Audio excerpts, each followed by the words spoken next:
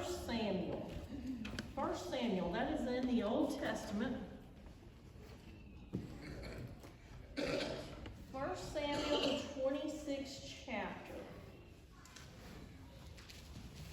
And we begin here a story of a man who is in leadership. And we know that sometimes when we are called into leadership positions, whether that is in the world or in the church, we have to be very careful that we don't get caught up in thinking we know it all. 1 Samuel 26th chapter.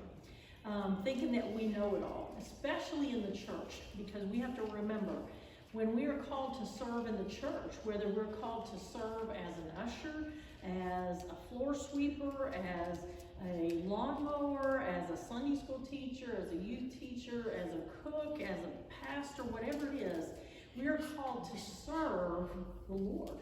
And everything that we do is in service to the Lord. And so we need to listen to the Lord and what the Lord wants us to do. But here's the story of someone who was in leadership and he did not listen to what the Lord wanted him to do. In fact, someone read 1 Samuel chapter 26, verse 21. What does it say? These are the words of King Saul. Then said Saul, I have sinned. Return my son David, for I will no more do thee harm, because my soul was precious in thine eyes this day. Behold, I have played the fool, and have erred exceedingly. Here at the end of his life, Saul says, I have sinned. I have played the fool. I have erred exceedingly. And he realizes what he has done. And honestly, that could be the line on Saul's tombstone there. I have played the fool. And we certainly do not want that to happen in our lives. This story, and you can turn back now to 1 Samuel, the 8th chapter, because that's really where we're going to land tonight. 1 Samuel, the 8th chapter. If you remember when Moses died, Joshua came into power. Joshua led the people of God across the Jordan River, led them past Jericho, helped to lead them to tear the walls down of Jericho and go on into the promised land. And then from the time that Joshua died until Saul took the throne of Israel, the Hebrew people did not have a government like all the other nations around them. All the other nations around them had a king, and that was called a monarchy. But the nation of Israel, or the Hebrew people, had what was called a theocracy. What's a theocracy? If they didn't have a king to rule them, who ruled them? They did. They ruled themselves, didn't they? No. Judges. No. Theocracy, theo is the study of who? God. Study of God. And so a theocracy is a God-ruled nation. They didn't have a man for a king. They had God. God ruled is what they were. And the Lord ruled over Israel. And he did that, David, though, through the judges. He spoke through the judges to the people. All of his decrees he gave through the judges, through the prophets, through the priests. He would make it known what he wanted to happen in his country. Every major region had a judge, and those judges could be women or men, right? Who was the woman that's listed as a judge? Deborah was a woman who was listed as a judge, and that's a great story when you read that and how she went and helped them win in battle, and that's the whole story of Jael and how she drove the tent stake through Sisera's head and gained this great victory. So there were men and women who were judges, and those judges led the people in battle. They decided civil cases for the people, and they also enforced God's law, or brought God's word to the people. Samuel, who last week we looked at as a little boy, how he was called, how God spoke to him and rose him up and trained him to be a man of God. Samuel became a judge. and he judged Israel with God reigning as king over the Hebrew people. These Israelites were like no other nation that had ever been in the world because they claimed that God was their leader. He was the invisible creator. He was the God of Abraham, Isaac, and Jacob. He was the almighty one that everyone knew had crushed Egypt and brought his people out of freedom. He was the one who had miraculously parted the Red Sea when Moses put his rod out before the people. He was the one who had conquered Canaan and caused the walls to fall down when all the people obeyed him and marched 7 times around. And in the same way that the children of Israel who wandered in the wilderness got tired of the manna, you know, that good food that God just rained out of the sky to them every day. You know, they got tired of that, didn't they? And they began to complain. And they said, God, we want more. What did they want? They wanted some meat, didn't they? They wanted quail. He said, give us something more than just this bread. And God gave it to them. Even though they were ungrateful, God allowed that to happen. Just like that generation got tired of the manna, got tired of the goodness of God, this generation here in 1 Samuel, that 8th chapter, got tired of being ruled by God and God alone. They didn't like that. They looked around at all the other nations and said, we're not like them. And so someone read to us verses 1 through 5 out of the 8th chapter of Samuel. Now it came to pass when Samuel was old that he made his sons judges over Israel. The name of his firstborn was Joel, and the name of his second, Abijah. They were judges in Beersheba. But his sons did not walk in his ways. They turned aside after dishonest gain, took bribes, and perverted justice. Then all the elders of Israel gathered together and came to Samuel at Ramah, and said to him, look, you're old, and your sons do not walk in your ways. Now make us a king to judge us like all the nations. Yeah, so the people came and said, we don't want to be ruled by God anymore. And they gave 3 reasons why not. What was the first one? Samuel, you're what? You're old, Samuel. You can't keep up with everything that we need done as a nation now. We want somebody new. Second reason, what they sons didn't walk in the ways of God. And who does that sound like? Sounds like Eli, doesn't it? We talked about last week. Samuel saw Eli raise his sons, and Eli didn't raise them to be any good. In fact, the scripture said they were worthless. Kind of sounds like Samuel may have fallen in the same trap. His sons did not follow the Lord. And then the third reason they gave for wanting to have a king was what? We want to be like everybody else. We want to be like all the other nations. And in verse number 6, that request really displeased Samuel. And he took it before the Lord. He said, what are we supposed to do with this? And in verses 7 through 9, someone read that. And the Lord said unto Samuel, hearken unto the voice of the people in all that they say unto thee. For they have not rejected thee, but they have rejected me, that I should not reign over them, according to all the works which they have done since the day that I brought thee up out of Egypt, even unto this day, wherewith they have forsaken me, and served other gods. So do they also unto thee. Yeah, keep going. Do one more. Now therefore hearken to their voice, howbeit yet protest solemnly unto them, and show them the manner of the king that shall reign over them.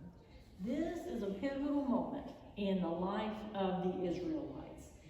The Lord said to Samuel, he said, they have not rejected you. They have rejected me. Oh, what a terrible thing to hear from God. They have not rejected you, Samuel. They have rejected me. And you know, in our hearts, you think about that. I think we live in a world when we share Jesus and they don't want to hear, and we talk about loving God and they don't want to hear, and we talk about living for the Lord and they don't want to hear. It is not that they are rejecting us. They are rejecting God when they don't want to hear. And when they rejected God's rule for them, They thought they had a better plan. They thought they knew more than God knew, and it causes a lot of problems for them down throughout time. And this warning from God, though, is a warning. It kind of sounds like a warning from a father who's worried about his children. You know, God's not slamming them. He's not telling them how stupid they are. He's just, his heart is broken for them when he's talking to them. And he is trying to steer them in a different direction. And he's telling them the consequences that's going to happen if they go in this direction. And in verses 10 through 17, listen to this. It says, "So Samuel spoke all the words of the Lord to the people who had asked of him a king. And he said, 'This is the procedure of the king who will reign over you.'" What does your translation say at this point? After it says that this is the procedure of the king who will reign over you. What's the next words in your Bible? He will take your sons and appoint them. He will take. What does someone else's say? What's yours say, Betty? That's what mine says, he would He take. will take. Anybody else have something different? Every time you see that he will take in this passage, take note of that, because he says he will take your sons and place them for himself in chariots and among his horsemen, and they will run before his chariots. This is the king that they're warning. This is what he's going to do. He will appoint for himself commanders of thousands and of fifties, and some to do his plowing and to reap his harvest, and to make his weapons of war and equipment for his chariots. He will also take your daughters for perfumers and cooks and bakers. He will take the best of your fields and your vineyards and your olive groves, and he will give them to his servants. He will take 1/10 of your seed and of your vineyards and give to his officers and his servants. He will also take your male servants and your female servants and your best young men and your donkeys and use them for his work. He'll take 1/10 of your flocks, and you yourselves will become his servants. Earthly kings, more often than not, are takers and not givers. You see, God is a giver. God is the giver of life. He is the giver of good things. He is the giver of love and hope and salvation. You see, God is a giver, but God is saying you're trading the giving in for someone who is going to take from you, someone who is going to abuse you, abuse your family, abuse what you own and what you have, and use it for their own good. You're trading down, is what God is saying. We often laugh, Kenny, and talk about his dad and him. They didn't get the trading gene. They don't know how to trade up. They always lose in the deal. Every time they always trade down. This is what was happening here. God was saying to the Israelites, you're trading down. You're losing. You're going from the best to less. God was trying to warn them because it's just human nature. When you get in leadership, suddenly you begin to think, well, I deserve, I need, I want, I'm doing so much for them, they should do something for me. And that was the trap that God was telling them was going to happen if they put a king in place. And in the 18th verse of this 8th chapter, God says, through Samuel, he says, when all those things happen, then you will cry out in that day because of your king whom you have chosen for yourselves. But the Lord will not answer you in that day. God says, you've turned away from me. You've chosen a man instead of me. And so when you cry out to me because of that, because it gets so bad and you're not happy, I'm not going to hear. And I'm not going to answer because you have made your choice. How many times have you told your kids, this is the decision that you made? Now you're going to have to deal with the consequences. And that's what God was telling the Israelites. And when you make this decision, you're going to have to deal with the consequences of it. Because sometimes, even with our own kids, we let them fall. Because that's the only way they learn, is to make the mistake and figure out how to dig back out of it. Now, we'll be there to make sure they don't go in so deep they can't come back out. But we kind of let them fall sometimes. We let them figure it out. God is going to let them figure it out. This was not the best way for them here. And then in verses 19 through 20, somebody read those two verses. Nevertheless, the people refused to obey the voice of Samuel, and they said, "No, but we will have a king over us, that we also may be like all the other nations, and that our king may judge us and go out before us and fight our battles. Yeah, nevertheless, I know, Lord, I know. I hear you. I know. That's a teenager, isn't it? I know. You ain't told me nothing I don't know. Nevertheless, there shall be a king over us, because we want to be like all the other nations. They were willing to give up. They were willing to lose. They were willing to lose their distinctiveness as being a people ruled by God and God alone. They were willing to lose their possessions and their security. They were willing to lose their direction and their identity and their God-ordained purpose and destiny so they could be like everybody else. And that's hard for us to believe, isn't it? Yet it's still a trick the devil uses today. The devil says, don't preach so hard. Blend in. The devil says, your church don't need to be so hard on sin. Just preach love and happiness, and everybody's going to heaven. Let's kind of be like everybody else so we can fit in. Let's see, that's still there. We want to be like the other nations. The devil's still trying to use that. But God said, I have called you, I've ordained you, I have separated you. You are a holy people. You are set apart, separate. You're going to be different. You're going to be odd. You're not supposed to be like all the other people and all the other nations. But these people of God here fell into that trap.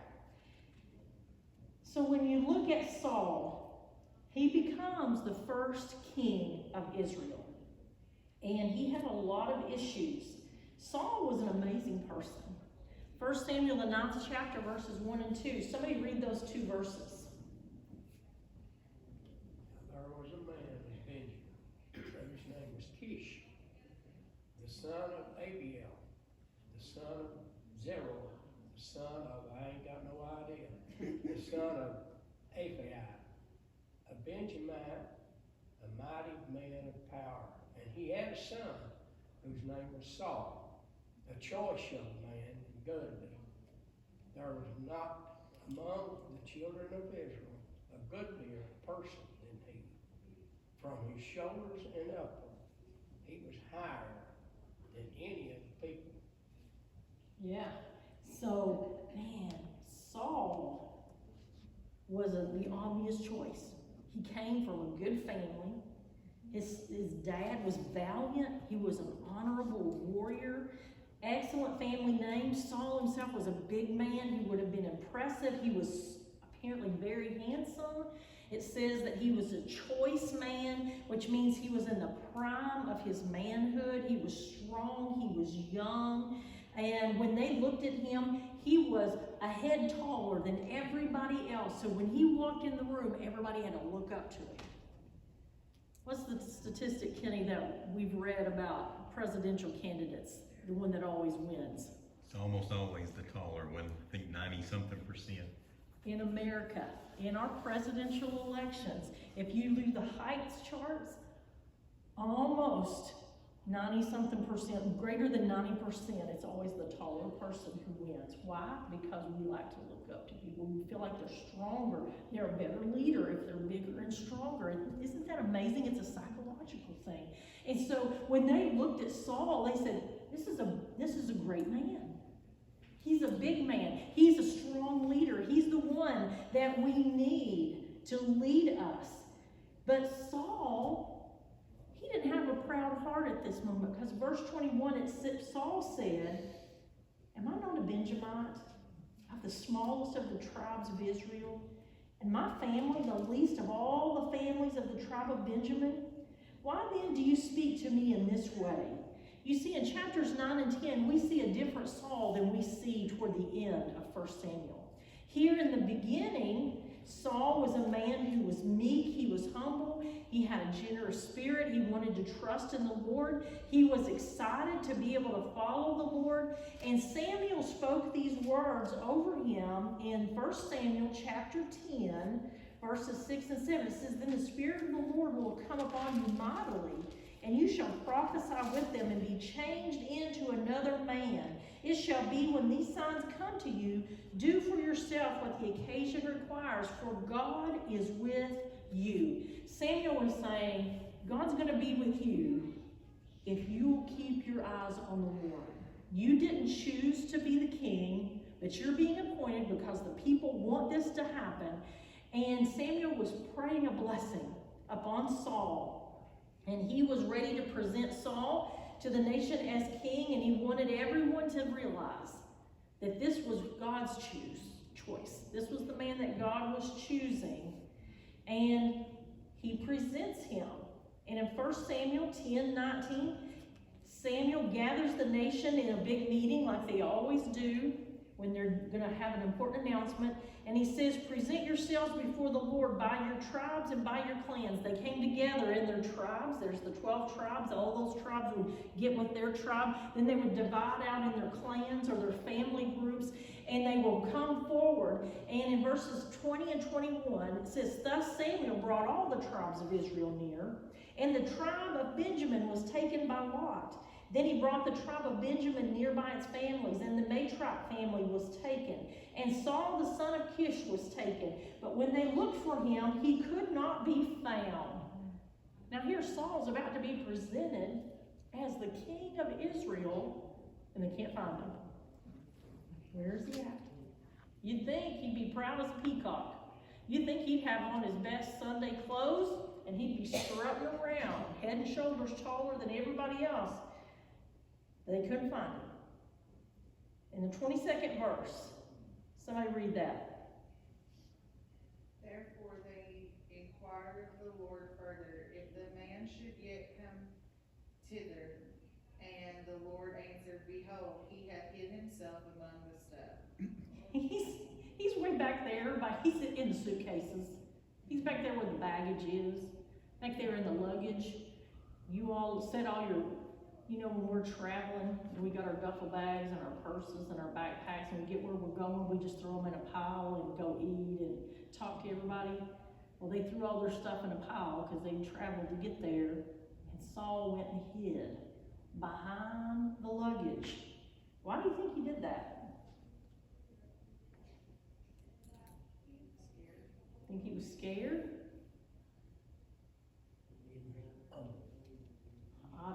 Humble. I feel like at this point, I think it was a mixture of, I'd be terrified if I was going to be the king or the queen of Israel. But also, I think he felt like, I'm not worthy. I'm not worthy. Surely there's someone else who is more worthy than me to be the king of Israel. And I think that is, it's one of those situations where you say, I'm not qualified. God, I am not qualified to do this, and I'm not sure I'll ever be qualified. And so it kind of takes your breath away. It makes you sit back and think, and I think that's what was happening to him there. In verse 24, it says, Samuel said to all the people, do you see him whom the Lord has chosen? Surely there's no one like him among all the people. So all the people shouted and said, long live the king. When they found him, drug him out from the baggage, they were shouting, long live the king. They were celebrating. They were getting what they asked for. They wanted to have that king. And from a human point of view, this looked like it was a great new start for the nation of Israel. But that's only from a human point of view. They were not looking at it through God's eyes. The people of Israel finally just let out a big sigh and said, finally, we have what we wanted. Finally, we're going to be like everybody else. We're going to have a king. We're going to be safe. We're going to be able to interact with all these other countries and be somebody. But from God's point of view, I feel like this was a sad day.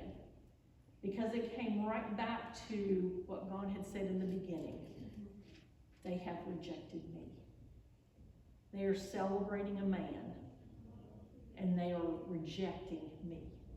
And so I'm sure God's heart was sad there. Saul was very popular right from the very beginning. He was brave. He was capable. He was a good general. He was a strong leader. You remember in the next chapter, in chapter 10, when the Ammonites attacked, he was very decisive. He led that battle and won. He won the confidence of the people. But you can't get caught up in that, because this is a story that's a tragedy. Saul really at this point reached the peak of his leadership at that point. And following this, Saul began to slide downhill. His life began to unravel, and he started to become full of pride. He started to get impatient. He started to rebel. He started to be jealous. And over several years, he went from being this humble, strong, powerful leader to being a very twisted, very pathetic, very self-absorbed leader. And eventually, he's going to commit suicide. He's going to end his life because of the path that he takes. And that starts in Gilgal. In 1 Samuel 13, here is where we see Saul's first problem that takes place. Verses 1 through 4 tells us that Saul was picking a fight with the Philistines. And there's nothing wrong with that, because we know the Philistines have always been a burr in the blanket of God's people. They've always caused issues. They lived on the land, the promised land that God said was Israel's. They were always fighting with the Israelites. They were mean. And after Saul picked a fight with them, he had a rally in Israel to prepare to go to war. He summoned his army to go to Gilgal. He has orders from God, and God gives those orders back here in the 10th chapter when he says, "You shall go down before me to Gilgal, and behold, I will come down to you to offer burnt offerings and sacrifice." Actually, this is Samuel, God speaking through Samuel, and he's saying, "I'm going to come down, offer the burnt offerings, sacrifice peace offerings. You have to wait 7 days until I come to you and show you what you should do." So Samuel says, "Saul, yeah, go down to Gilgal, go down there and fight those Philistines, but you got to do it God's way. You got to go down, you got to wait, and you got to wait for me to come. And I'm the judge, so I'm going to offer sacrifices. I'm going to offer the peace offerings, but you got to wait 7 days." And this was a test for the king. This was a test for the nation of Israel. And the people had said, "We want to be like all the other nations." All the other nations didn't wait for their God to tell them what to do. They didn't stand around and wait when there was a battle to be fought. What'd they do? They followed their king, didn't they? And so the people of Israel are now in that mindset of, well, we have a king, so we don't need to wait on the Lord. We're going to do what our king says. And the king was going to do exactly what everyone hoped to do. Saul issued the call. He gathered everybody up. They went to Gilgal. And all the men were gathered together, and here's the test. Would Saul follow the Lord into battle like Joshua followed the Lord? Or is Saul going to take matters into his own hands and go over the Lord? And one time they were waiting for all the troops to get there to Gilgal, because the troops had to come from a lot of places, the people of Israel from other places to get to Gilgal. The Philistines were already there. The Israelites who were there watching, they saw the Philistines.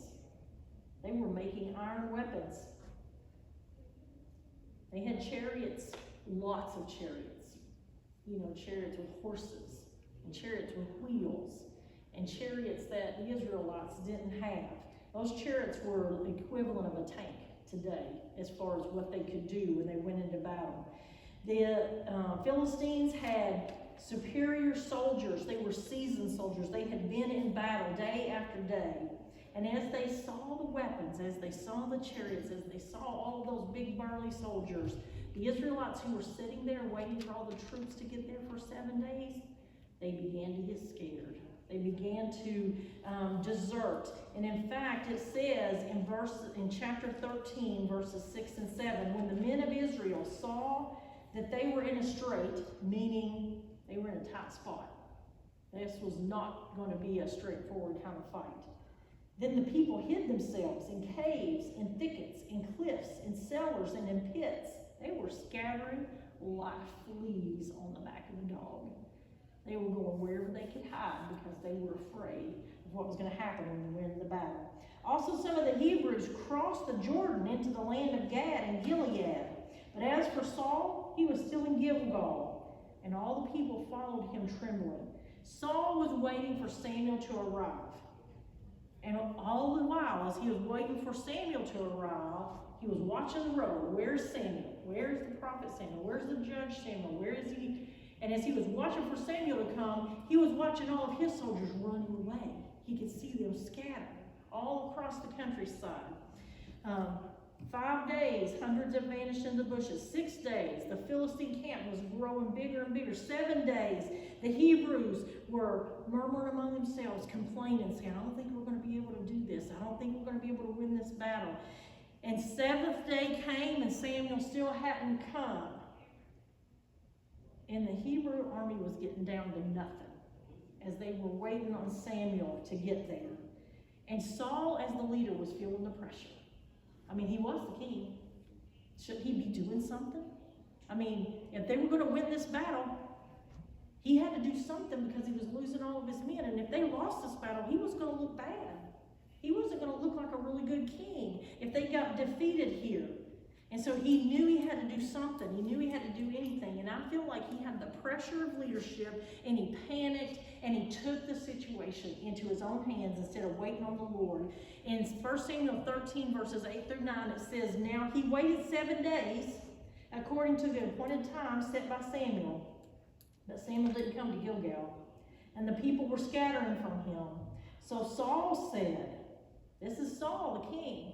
He said, bring me the offerings. Bring me the burnt offerings and the peace offerings. And Saul the king offered the burnt offering before the Lord. Saul did 3 things wrong here. The first thing is that he was a king and he was not a priest. Who is the only person that can offer a burnt offering on the altar before the Lord? The priest. And so the king is not supposed to offer sacrifices on behalf of the people.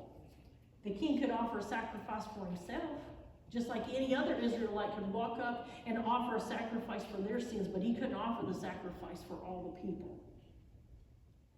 You see, he suddenly took on the wrong role, thought of himself as more than what he ought to have been. He was not a priest. He was just the king. Second thing he did wrong was that Samuel was the one who was to say when they started the battle. Samuel was the one who was to say what was supposed to happen.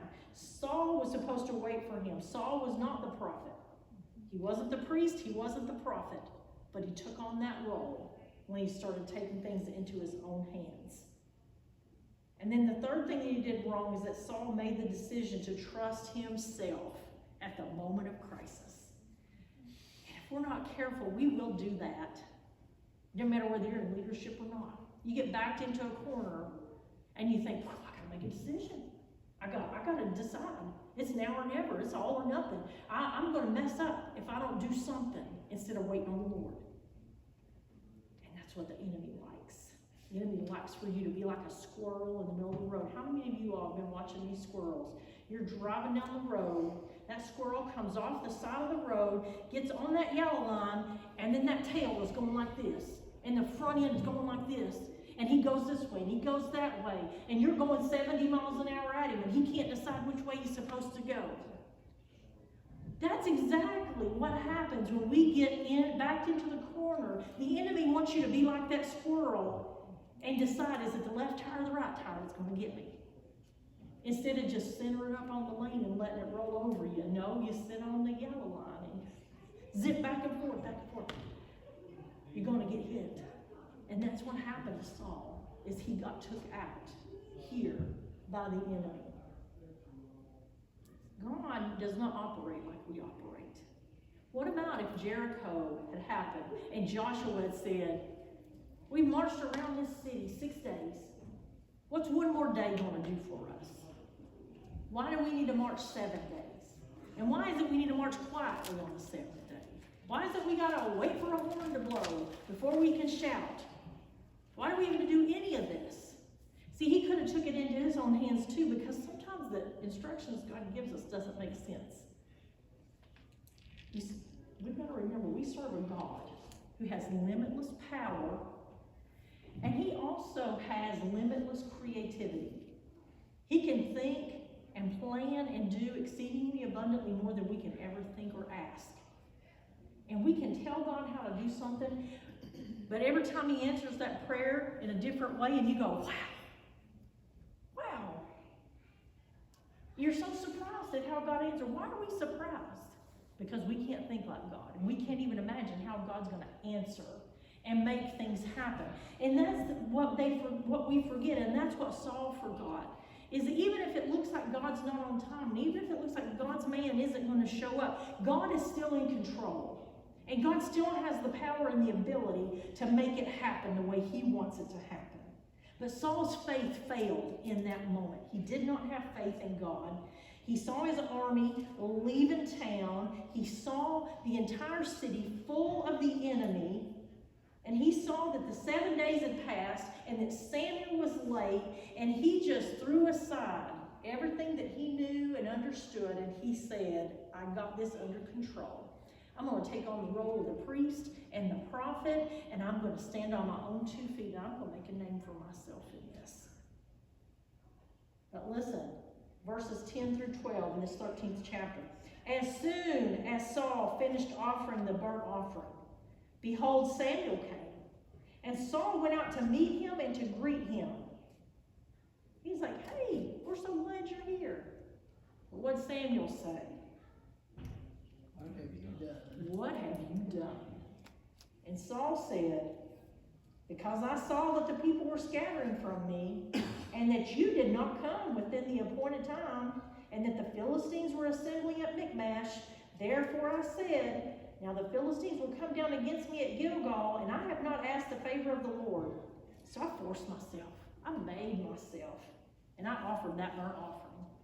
You know, when we're outside the will of God, sometimes we will justify the reasons why we're outside of God's will. And Saul was justifying. He said, I just couldn't help myself. I looked down, and my hands were just doing it. I just did it. I just did it because it's what needed to be done. It just happened. He was blaming Samuel. He said, you didn't come when you're supposed to come.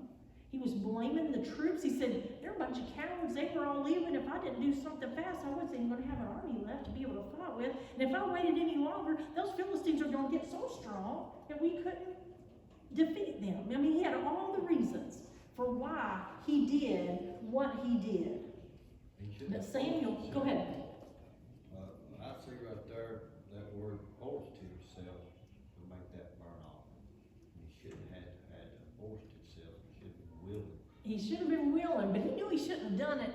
But he said, I just did it. I just did it because I knew that's what needed to be done. He knew, and sometimes we can know how to be a Christian, and we can go through the motions of being a Christian, and we can force ourselves to come to church, and we can force ourselves to pack a Bible, and we can force ourselves to do communion, and we can force ourselves to call people brother and sister, and we can force ourselves to shake hands, and all the while, our heart is not right. And that his heart was not right there. He knew he shouldn't have been doing that, but he did it anyway, because he was playing the role. He thought, I got to get the favor of the Lord. So he's going through the motions trying to get the favor of the Lord, but the favor of the Lord is a right heart, isn't it? It's not the forcing ourselves to do the things, it's having the right heart. But Samuel called him out. Samuel wasn't having it. In verse 13, Samuel said to Saul, you've acted foolishly. You have not kept the commandments of the Lord your God, which he commanded you. Sometimes we all need a Samuel in our life. I mean, it's hard sometimes to be the person who puts their arm around somebody and says, okay, let's talk about this. Let's think about what you're saying. Explain that to me again. I don't think you're doing what you think you're doing. You're going down the wrong path. Those are real friends. I want you to know. We live in a world that says, if you love me, you just let me do whatever I want to do. If you love me, you'll never call me out. If you love me, you're just going to accept me for who I am and how I act, no matter how it is. But listen, love sometimes is hard. Love sometimes is tough. Love says, I love you so much, I'm willing to make you mad at me to make sure that you don't get into some trouble that you can't get out of. And that's where Samuel was here. Samuel loved him so much, he just called him out. He said, you played the fool. You've made a mistake. Verses 13 and 14. He says, you acted foolishly. You've not kept the commandment of the Lord your God, which he commanded you. For now the Lord would have established your kingdom over Israel forever. But now that you've done this, now that you've offered sacrifices and you have taken on the role of priest and prophet and done it your way, now your kingdom shall not endure. The Lord has sought out for himself a man after his own heart, and the Lord has appointed him as ruler over his people. Because you've not kept what the Lord commanded you. He said, God has another king. God's already picked somebody else who will do what I say, who will follow me, who won't make the same mistakes that you've made. See, to be the king of Israel, even if you were a human king, you still had to be obedient to the Lord, and God was not going to let disobedience slide. And God was telling Saul, you are replacing him. There's someone else already in line to take your place because you're not doing what you're supposed to do. And then verse 15, Samuel arose and went up from Gilgal to Gibeah of Benjamin, and Saul numbered the people that were present with him, about 600 men. Samuel just told him that God's already chosen another king, that he has acted foolishly, and what does Saul do? Well, he just goes and counts heads. He acts as if nothing has happened. He said, I'm just going to count see how many men I've got. We're just going to keep on plowing. We're going to keep going forward. Instead of falling on his face before God and asking for forgiveness, saying, Lord, I have failed. I should not have offered the offering. That was the priest's job. I should not have decided when we were going to fight and when we were going to do that. That was the prophet's job. I've depended on my own way instead of your way, God. Please forgive me and help me to be the king you want to be. But no, he didn't do that. He said, I'm going to go count my men. I'm going to see how strong we are today. It didn't faze him. He was on that downward spiral, and he wasn't turning back from that. And Saul became obsessed with winning. And that takes us to the next part of the story. After Samuel rebuked Saul and left him at Gilgal, Israel defeated those Philistines, but it wasn't because Saul had great faith, but it was because of the faith of his son Jonathan that they won that battle.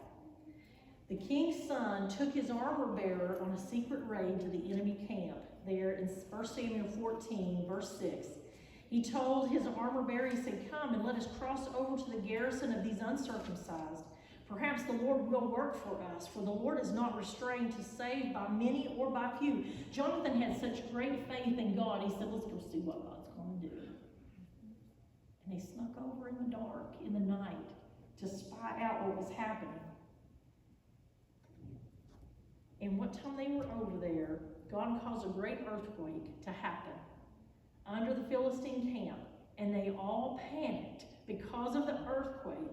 And it put them on the run, and the Israelite army was able to pursue them and to get victory over them. And Jonathan, not Saul, it was Jonathan who was the one that got the victory in that battle. But listen to what Saul did in chapter 14, verses 24 through 26. It says, now the men of Israel were hard pressed on that day. For Saul had put the people under an oath, saying, cursed be the man who eats food before evening, and until I have avenged myself of my enemies. See, it's all about Saul. My, right there. It's not about what for God. This isn't a battle for the Lord. This is a battle for Saul. So none of the people tasted food. All the people of the land entered the forest, and there was honey on the ground. When the people entered the forest, behold, there was a flow of honey. But no man put his hand to his mouth, for the people feared the oath. He had made them promise they would not eat until the battle was over, until the victory was won. It doesn't make any sense, does it? It seems like you want your soldiers to be strong. You want to be fed. But when you have someone in leadership who is all about themselves, who doesn't care about the people who are under them, they don't care what kind of shape they're in. He says, Zach, you're going to do what I say or else. Whether it's good or whether it's bad, you're going to follow me. It's this control thing that was going on in Saul's mind. But what Saul didn't take into account there in verses 27 through 30 was that his son Jonathan didn't hear that. And it says, but Jonathan had not heard when his father put the people under the oath. Therefore he put out the end of the staff that was in his hand, dipped it in the honeycomb, and put his hand to his mouth, and his eyes brightened. Then one of the people said, oh, your father strictly put the people under oath, saying, cursed be the man who eats food today. And the people were weary. Then Jonathan said, my father has troubled the land. He said, my dad don't know what he's talking about. See now how my eyes have brightened because I tasted a bit of this honey? How much more if only the people had eaten freely today of the spoil of their enemies which they found? For now the slaughter among the Philistines has not been great. He said, my dad's not very wise because I'm strengthened when I eat this honey.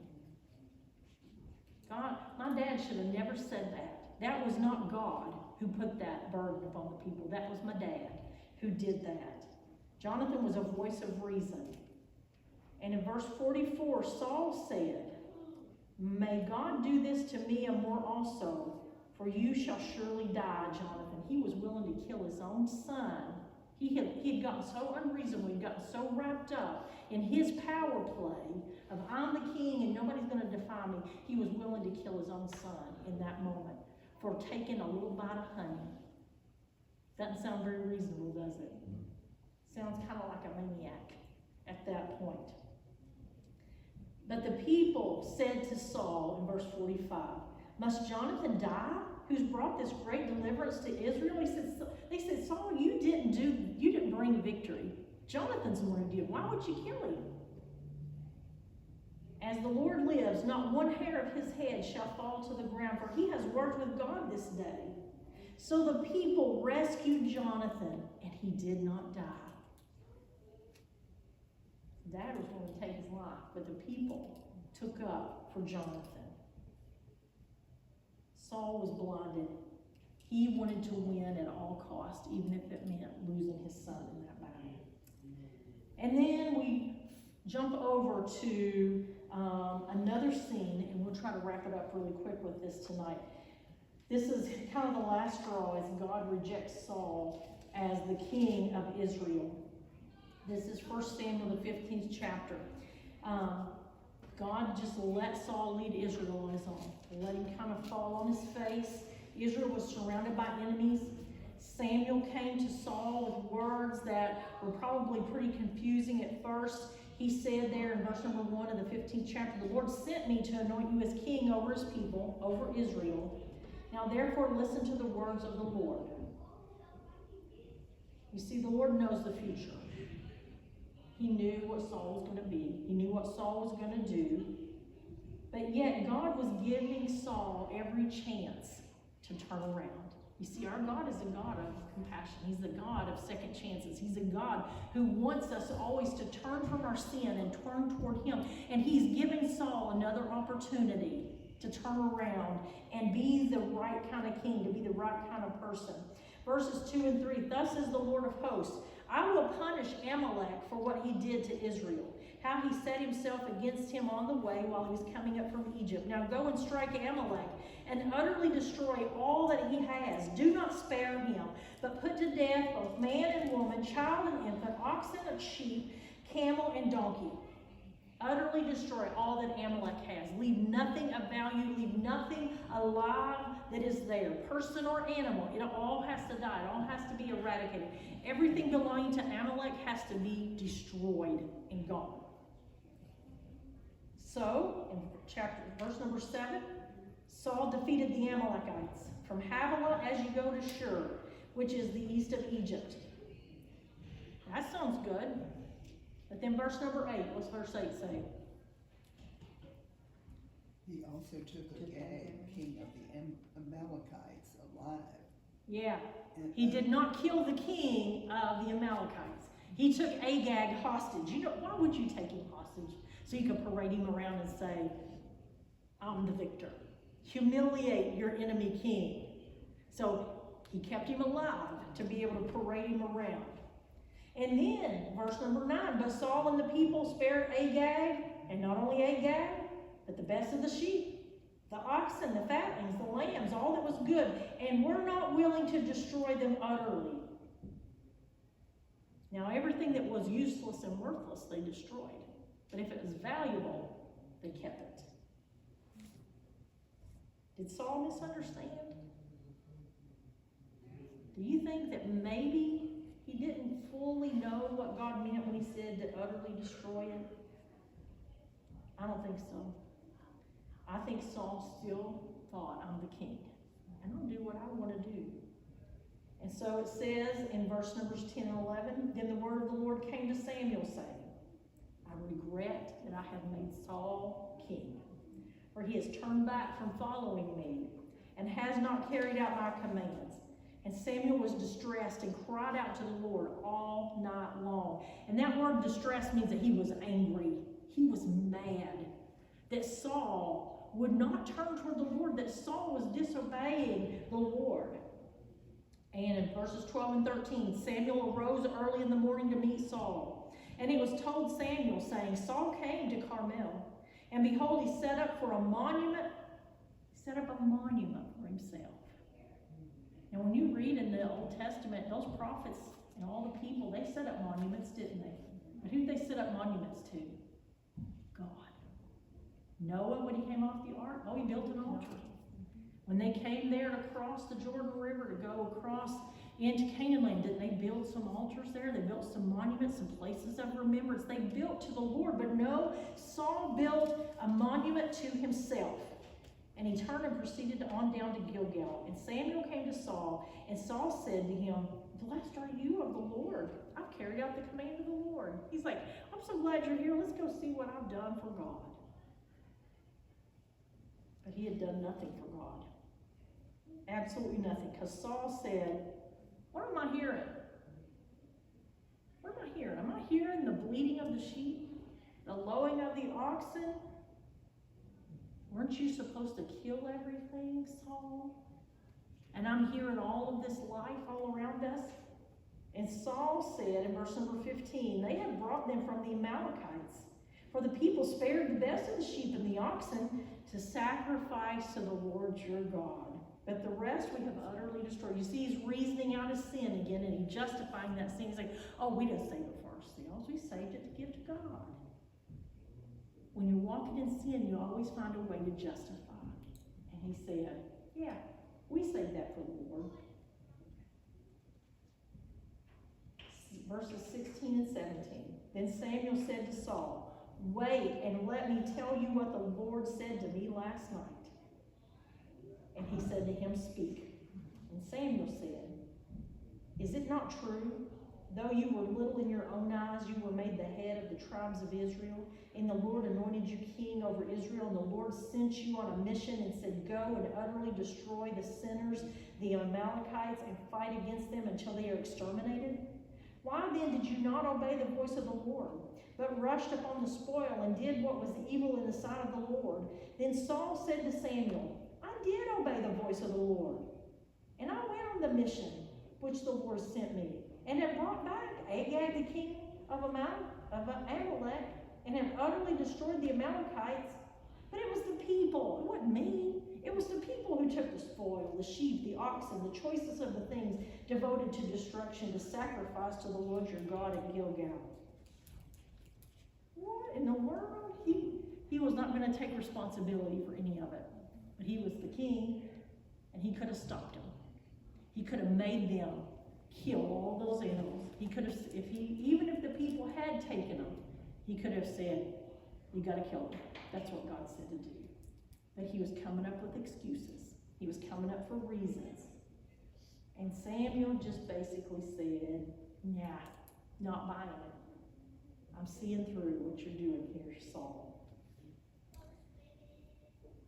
You see, obedience is not an option.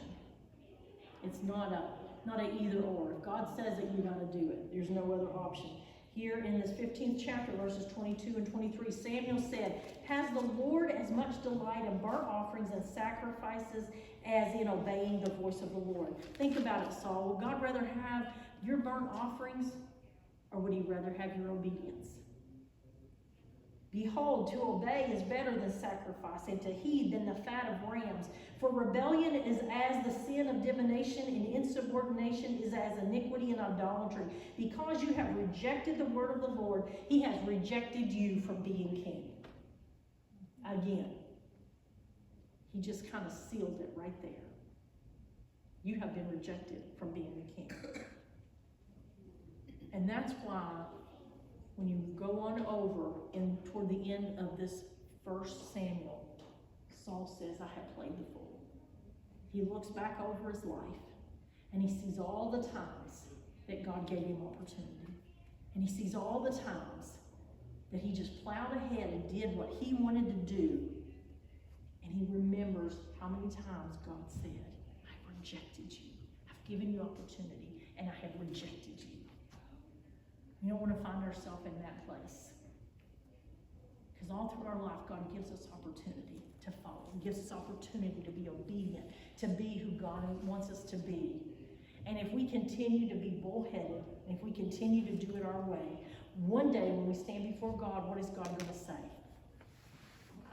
Depart from me, I never knew you. You are going to be rejected by the God of creation. And we're going to be like Saul, and we're going to stand there and we're going to say, but God, we said, Lord, Lord, we fed them. We fed the hungry. We put clothes on the naked. We visited those who were in prison. We've come and did all the things that you wanted us to do. And God's going to say, depart from me because I never knew you. Rejected. That's heavy, isn't it? That's something to think about in our lives. It's easy to be like Saul. And so we have to always make sure that we start well and we finish well. Saul started well, but he didn't finish well. It's more important to finish well than it is to start well. We also need to make sure that we can't rationalize sin in our life. We can't make up excuses for not doing what God has asked us to do, because God will not buy that. And we also have to be accountable for our life. We can't say somebody else did it, somebody else caused that. Don't play the blame game. That's right, Betty. We got to be accountable for our own self. So if everybody else is doing it, doesn't mean you've got to do it. My mom always said, if everybody else jumps off the cliff, does that mean you're going to jump off the cliff too? We got to be careful that we don't blame everybody else. We got to be accountable in our own lives. We need to make sure that we're always pursuing truth. Always the truth. What is it, Lord, that you want? What is it, Lord, you're asking me to do? Help me to see clearly, Father, so that we don't fall into the trap that Saul fell into. Any thoughts, comments